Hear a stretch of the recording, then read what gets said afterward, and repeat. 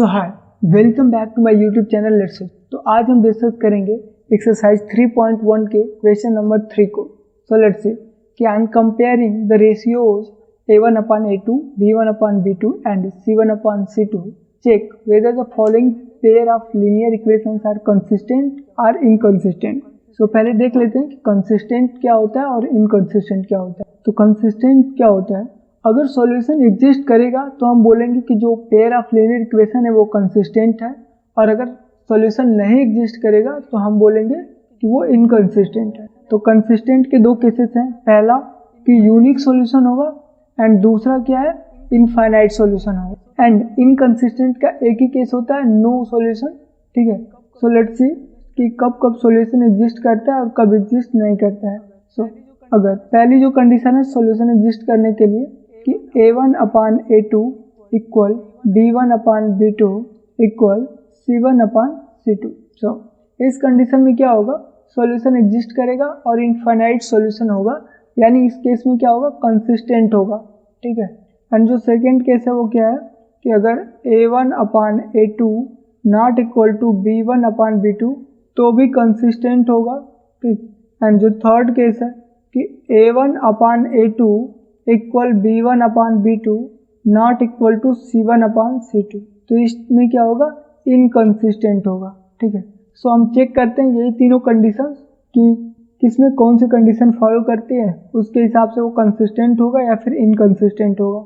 So let's see question number first, 3x + 2y = 5 and 2x - 3y = 7। ठीक, तो इसको हम स्टैंडर्ड इक्वेशन से कंपेयर करेंगे और वो क्या होता है, ax + by = c में a1x b1y = c1 and a2x + b2y = c2। तो यहाँ पे क्या होगी वैल्यू a1 की, a1 हो जाएगा यहाँ पे 3, b1 हो जाएगा 2 एंड c1 हो जाएगा 5।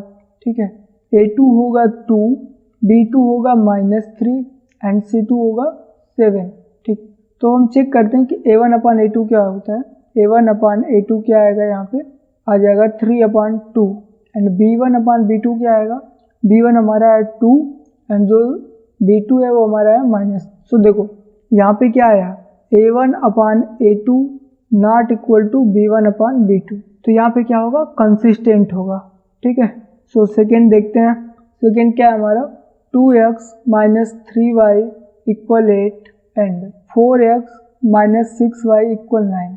तो यहाँ पे A1 क्या आएगा, A1 आएगा 2, B1 जो आएगा वो -3 एंड C1 जो आएगा वो 8 आएगा। ठीक है, A2 क्या आएगा 4, B2 क्या आएगा 6 एंड C2 क्या आएगा 9।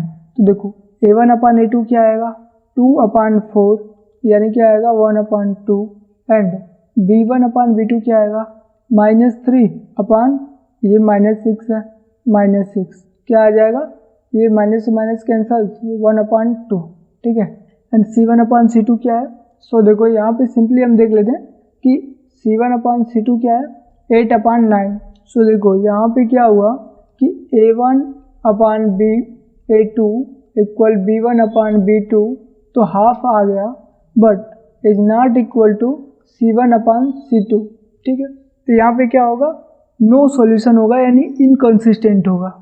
ओके, एंड नेक्स्ट देखते हैं। अब नेक्स्ट जो हमारा थर्ड है वो देखते हैं कि 3/2x + 5/3y = 7।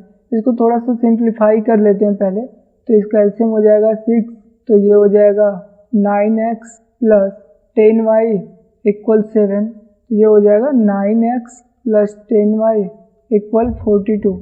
तो अब देखो क्या होगा, A1 की वैल्यू क्या होगी 9, B1 की वैल्यू क्या होगी 10 एंड C1 की वैल्यू क्या होगी 42। ठीक है, और जो दूसरा इक्वेशन है वहाँ से A2 की निकाल लेंगे, हो जाएगा 9, B2 कितना आएगा -10 एंड C2 कितना आएगा 14।